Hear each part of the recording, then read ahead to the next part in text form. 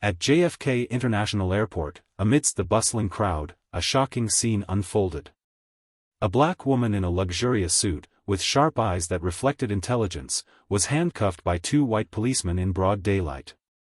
She didn't struggle, didn't scream, she simply stood there, coldly staring at those who were abusing their power. "You just made the biggest mistake of your career," her voice rang out, calm yet sharp, cutting through the arrogance of the two policemen. But they only sneered. "A black woman likes to play the important role, huh?" Little did they know that in just a few moments, everything would change. They had no idea that the woman they had just insulted was no ordinary citizen. When the truth came to light, their careers would be over, right there and then. What led to this fateful moment, and what would be the fate of those who abused their power? Let's dive into today's story. It was a cold morning at JFK International Airport in New York. Passengers hurried through security checkpoints, dragging their suitcases as they rushed to catch their flights or find their way out. The loudspeakers echoed throughout the vast space, announcing departure and arrival schedules. At the arrivals area, Dr. Monica Harris emerged, exuding confidence and professionalism. She was a tall black woman in her 40s with a healthy brown complexion and a serious, authoritative face. Her sharp eyes reflected intelligence and experience, as if she were always ready to observe and analyze everything around her.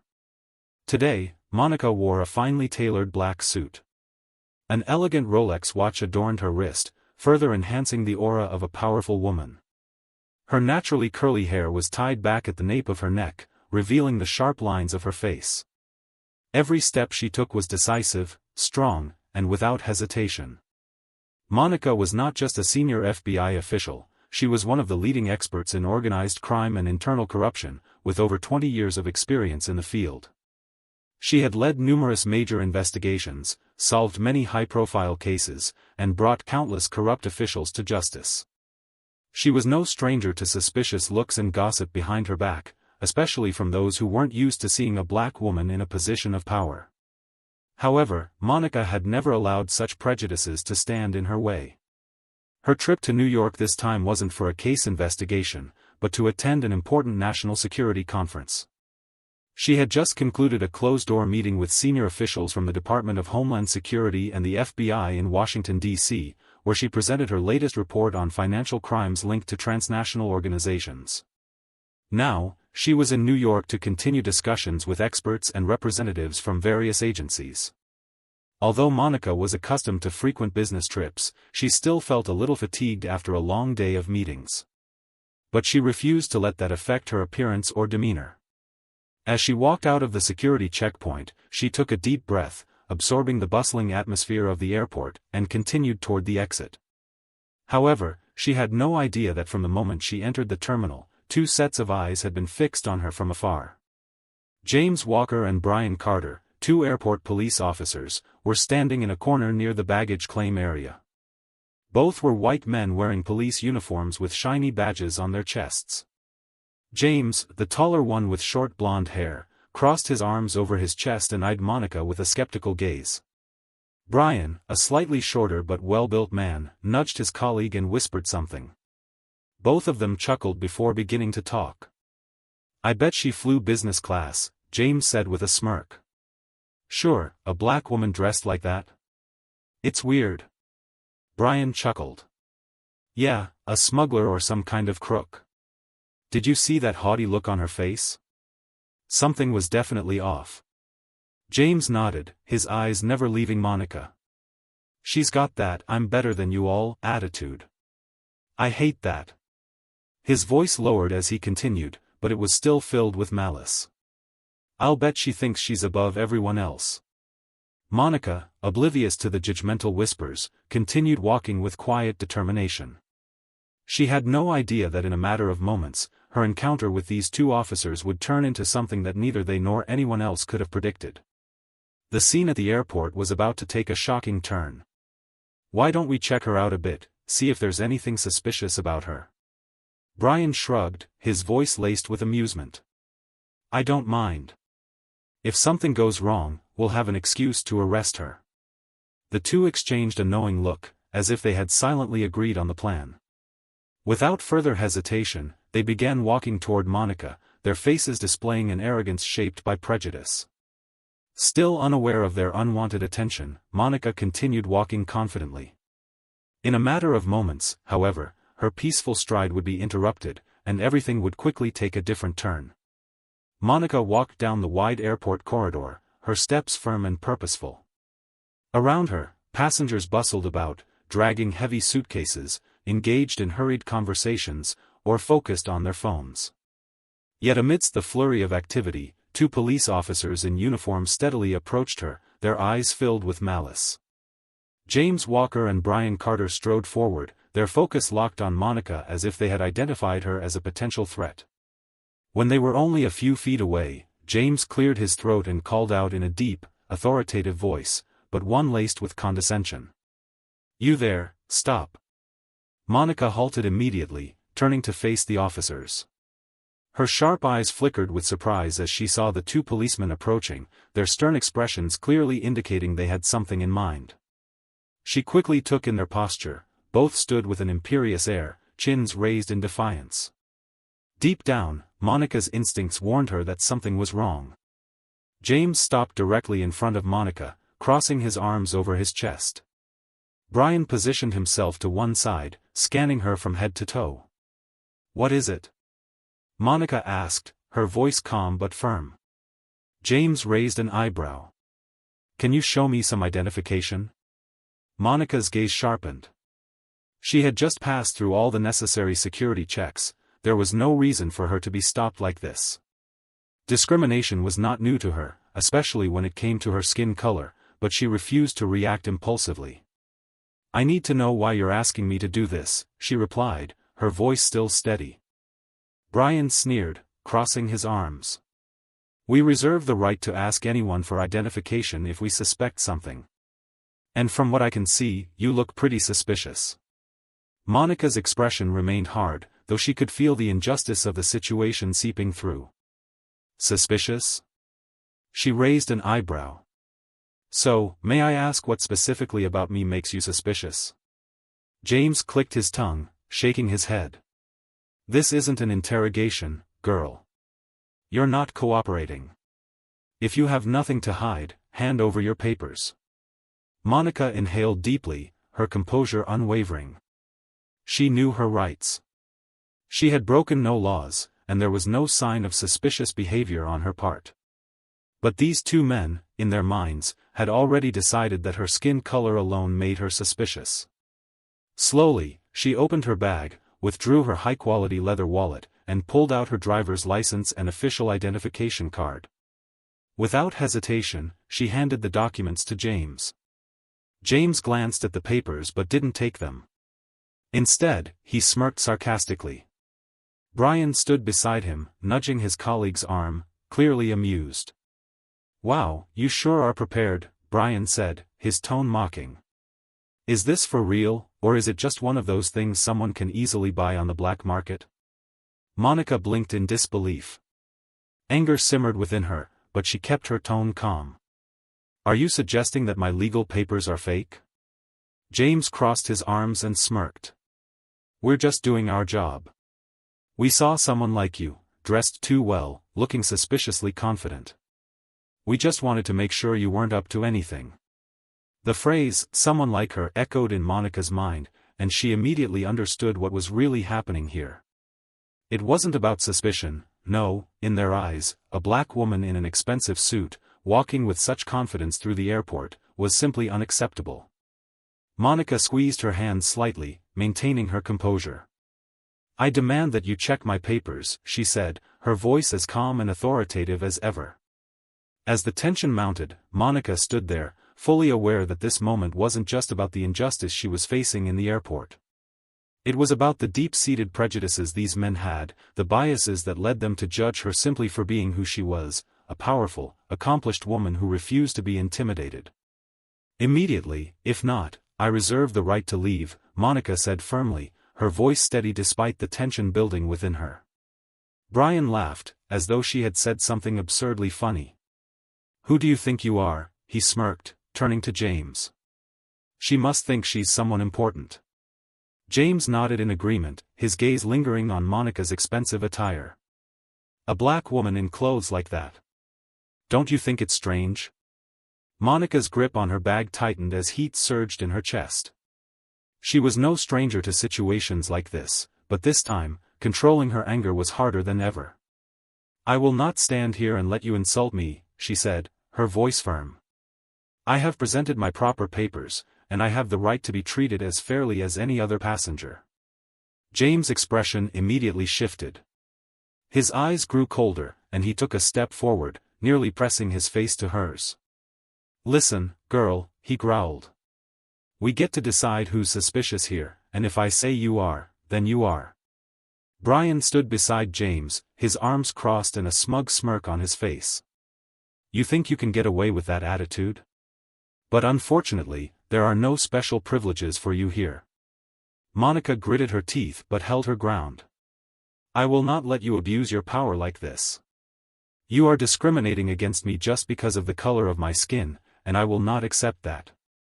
For a moment, there was silence. Then James smirked and nodded toward Brian. She's being stubborn, James said, his tone mocking. Maybe we should teach her a lesson about cooperating with the police. Before Monica could react, Brian grabbed her wrists, twisting them behind her back. In an instant, cold handcuffs snapped around her wrists. Monica was startled but immediately struggled. What are you doing? I did nothing wrong. James stood before her, his eyes filled with challenge. You're under arrest for not cooperating with security. If I were you, I'd shut my mouth immediately. Monica's blood boiled. She stared at the two men before her, abusers of power, and knew this wouldn't be a simple confrontation. But one thing was clear, they had made the biggest mistake of their careers. A mistake for which they would soon pay. The cold metal of the handcuffs tightened around her wrists, but Monica remained calm. She had faced far more dangerous situations in her career, threats, stalking, even standing at gunpoint with notorious drug dealers. But she had never imagined finding herself in such a blatant abuse of power at a major American airport, simply because of the color of her skin. Brian shoved her shoulder, forcing her forward. Come on, noble lady, he sneered. Let's see how much more head you can carry when you enter the station. Monica didn't protest. She didn't scream. She just locked eyes with the two men, her expression as cold as ice. She knew exactly what they were trying to do. They thought they could humiliate her, turn her into a silent victim, just like so many other black people who had been wronged. But they didn't know that they had just made the biggest mistake of their lives. I advise you to check my identity immediately, Monica said, her voice calm but firm. Otherwise, you will pay dearly for this action. James laughed, turning to Brian. Did you hear that? She's threatening us. Brian shrugged, smiling. Right. She must think she's someone important. Monica's expression remained unchanged. She knew arguing with them would get her nowhere. Instead, she stared at them unflinchingly and repeated, word for word, look up my identity now. James was about to respond when a new voice cut through the tension. Hey, what's going on here? All three turned toward the source of the voice. An airport security officer wearing a dark blue uniform, with a name tag on his chest, was walking quickly toward them. It was David Reynolds, a veteran officer at JFK with more than 2 decades of experience. As he approached, he noticed Monica in handcuffs, and something felt wrong. What is this? Reynolds asked, his eyes scanning Monica before shifting back to James and Brian. James smirked, crossing his arms. Just a suspicious person who won't cooperate. We're taking her in for questioning. Reynolds studied Monica carefully. There was something about her, her composed demeanor, her authoritative presence, and, most strikingly, her sharp eyes, that felt oddly familiar. He could sense that something wasn't right here, but he couldn't place it just yet. He paused, watching the situation unfold, already questioning the legitimacy of the officer's actions. Monica's quiet strength did not go unnoticed. The moment had shifted, and she knew that this encounter was about to take a new turn, one that would force the truth to come to light. As the realization suddenly struck him, Reynolds' eyes widened in recognition.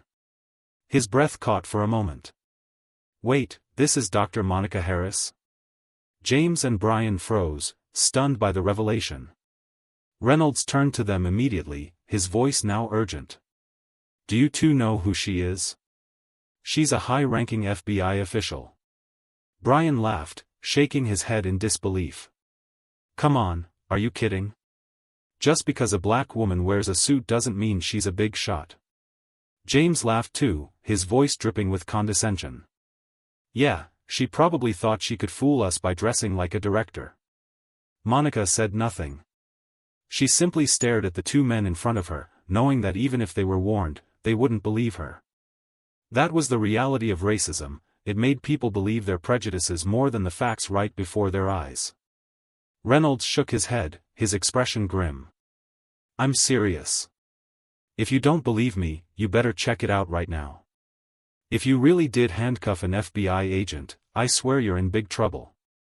James and Brian exchanged glances. They still didn't believe it, but Reynolds' tone made them hesitate. Despite their lingering doubts, they knew that if they continued down this path, they would find themselves in serious trouble. There's no need to test it, James pouted, his voice dismissive. I don't need anyone teaching me how to do my job. Brian folded his arms, still defiant. Yeah, she must be one of those big-time black people. There are always some of them. Reynolds let out a frustrated sigh, shaking his head. He knew that if these officers kept this up, they wouldn't just lose their jobs, they'd also face serious charges. He didn't want to get involved in this mess, but he couldn't stand by and watch the injustice happening right before his eyes. Before he could say more, another voice cut through the tension. Walker, Carter, report immediately, came the voice over James's walkie-talkie. I just received word of a serious problem with an arrest. Confirm the identity of the arrestee immediately. It was Captain Robert Mitchell, their immediate superior. James frowned, looking annoyed. It's just a simple check, sir. Nothing serious. Checking identification now. Captain Mitchell's voice grew firmer. Now, Walker. James muttered something under his breath, clearly irritated, before reluctantly pulling out his phone. He entered Monica's driver's license information into the ID system. Brian stood beside him, arms crossed, still looking defiant. Just a few seconds later, when the screen displayed the results, James's expression shifted immediately. He froze, his eyes glued to the information in front of him. Brian frowned, peering over James's shoulder to see what had caused the sudden change. Both men stood motionless, as though turned to stone, their gaze fixed on the phone screen that displayed the identity of the woman they had just brutalized. The words Dr. Monica Harris, senior FBI official, stabbed through their false confidence and shattered their sense of power. Brian was the first to react. His face drained of color, his hands shaking uncontrollably. This can't be, he stammered. It can't be. James stood there, just as stiff. His throat felt dry, his mind racing. He had arrested innocent people countless times in his career, driven by prejudice. But this time, something was different. This time, he had realized, with horrifying clarity, that he had made an irreversible mistake. Meanwhile, Monica stood completely still, her eyes as sharp as a cold knife. She didn't show any anger, didn't scream, didn't struggle. She simply observed them silently, and that, in itself, made James and Brian even more afraid. Finally, James rushed over, fumbling to remove the handcuffs from Monica's wrists. He was so clumsy that he almost dropped the key. When the handcuffs clicked open, Monica rubbed her wrists, the red marks still visible. Dr. Harris, I'm so sorry, James stammered, his voice losing all its previous arrogance. We didn't know, it was a misunderstanding. Brian nodded quickly, eager to correct the mistake. That's right. We were just following security procedures. We didn't mean anything by it. My sincere apologies, ma'am. Monica raised an eyebrow slowly, crossing her arms, her voice dripping with sarcasm. Misunderstanding, she repeated, the word hanging in the air, thick with irony. James nodded vigorously. Yes, we just wanted to ensure airport security. No offense, really. Monica chuckled softly, her eyes narrowing as she examined them. Let me ask you something, she said, her tone biting, like a judge passing sentence. If I were a white woman in a suit, walking confidently out of a secure area, would you have treated me the same way? The question hung in the air, sharp and accusing. James and Brian had no answer. They knew the truth but didn't want to admit it. Monica's calm, unshakable demeanor revealed everything they needed to know about themselves, and about the deep-seated biases they had allowed to cloud their judgment. The question hung in the air, leaving James and Brian speechless. They couldn't respond immediately, for the truth was too glaring to ignore. Their actions had no justification beyond one, racial prejudice. Monica continued, her voice calm but sharp, slicing through the tension. You have no reasonable cause to suspect me. I have done nothing suspicious, violated no security protocols, and given you no indication that I should be stopped. She took a deliberate step forward, causing both officers to reflexively step back. So, what is the only thing that caught your attention? The color of my skin?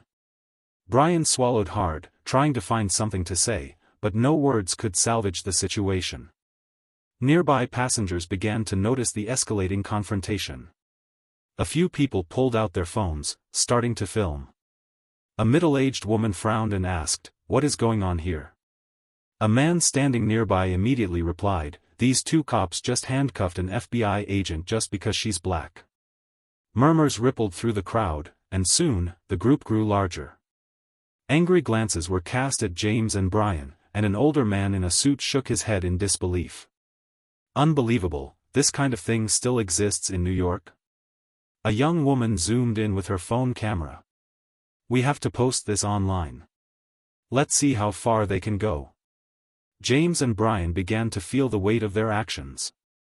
They had thought an apology would be enough to end the situation, but they hadn't anticipated that it would be recorded and spread so quickly. Panic began to set in. Brian raised his hands, trying to calm the crowd. Everyone, please calm down. This is just a misunderstanding. What misunderstanding? A woman angrily pointed at them. He just called her a big shot. I heard everything. James felt a cold sweat running down his spine. The situation was quickly spiraling out of control. Meanwhile, Monica remained composed, pulling out her phone and dialing a number. A few seconds later, a voice answered on the other end. This is Dr. Monica Harris. I would like to report an incident of abuse of power and racial discrimination at JFK Airport, she said, her tone clear and decisive. Send the internal affairs team immediately. James and Brian turned pale. Brian opened his mouth to speak, but no sound came out. James, usually brimming with confidence, now felt his throat tighten as the gravity of the situation sank in. It didn't take long for law enforcement to respond. Within an hour, the FBI's Internal Affairs Division had mobilized a team of investigators who arrived at JFK Airport. James and Brian were detained for questioning. When Captain Robert Mitchell, their immediate superior, walked into the room, his eyes were sharp with disappointment. He had served for many years and had witnessed his fair share of misconduct, but this incident was beyond anything he could tolerate. James Walker, Brian Carter, Captain Mitchell said in a low voice, his gaze locking onto the two officers. You've made a serious mistake. James opened his mouth to speak, but Mitchell raised a hand, signaling for silence. I don't want to hear any excuses. We have all the evidence, the surveillance video, witness statements, and especially the official report from Dr. Harris. Brian clenched his fists, his face ashen. We didn't mean to, he stammered. Mitchell looked at them with disdain. Unintentional? You think handcuffing a high-ranking FBI official without cause, just because she's black, is unintentional? You've disgraced the force. James lowered his head, unable to argue. The weight of his actions was sinking in, but it was too late. Mitchell let out a heavy sigh, making his decision. From now on, you two are suspended indefinitely. A formal investigation will be conducted, and I will make sure you are held accountable for your actions. The announcement hit James and Brian like a sledgehammer. Suspended. They both knew what that meant. Once they were investigated for abuse of power, their chances of ever returning to law enforcement would be slim, if not non-existent. In the days that followed, the incident quickly gained traction across social media. A video of Monica being handcuffed at the airport was posted online, drawing millions of views and a flood of angry comments from the public. The video sparked outrage and prompted widespread discussions about racial profiling and discrimination, especially in law enforcement. As the video went viral, more and more people voiced their support for Monica, calling out the injustice she faced. Meanwhile, James and Brian's names became synonymous with the abuse of power, and their actions were widely condemned. What they had thought was a minor incident quickly turned into a career-ending scandal that would follow them for the rest of their lives. For Monica, the incident was not just about the mistreatment she had endured, but about shining a light on the systemic racial prejudice that still permeated certain areas of law enforcement. She had been wronged, but now, with the truth spreading across social media, those responsible would be forced to face the consequences. Under mounting pressure from the public, the investigation moved swiftly and transparently. The FBI, along with the New York Police Department, reviewed all the evidence, including statements from Monica, airport employees, and surveillance footage. The results were clear: James Walker and Brian Carter had abused their power and engaged in racist behavior. As a consequence, both officers were not only fired from the police force but were also blacklisted, ensuring they would never again have the opportunity to work in law enforcement. When James received the news of his termination, he angrily threw his police badge on the table. "This is unfair," he shouted. Brian, devastated, pleaded, "Please don't do this to us. We can make it right." But their pleas fell on deaf ears. Justice had been served. Following the incident, Monica received numerous interview invitations from major media outlets. During one interview, she looked directly into the camera lens, her voice resolute and strong. "My experience is not an isolated one. How many other people of color have been treated like this? But they don't have the title, the power, or the means to stand up for themselves. The system needs to change. Police cannot continue to abuse their power with impunity." Her words sparked a wave of heated debate across the country.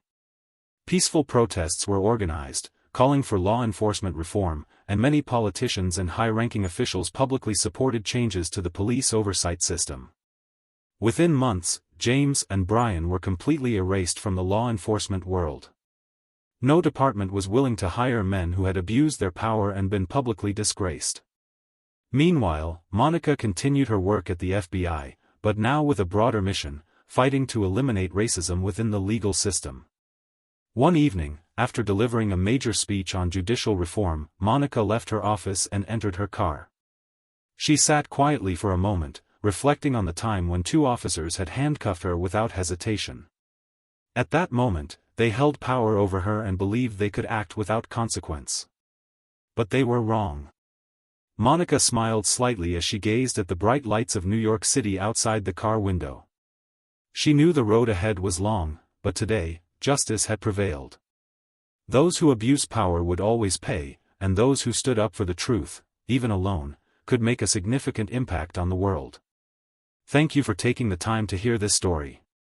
If you enjoyed this content, please like and subscribe to our channel so you don't miss the next meaningful story. Tomorrow, we'll bring you another powerful story.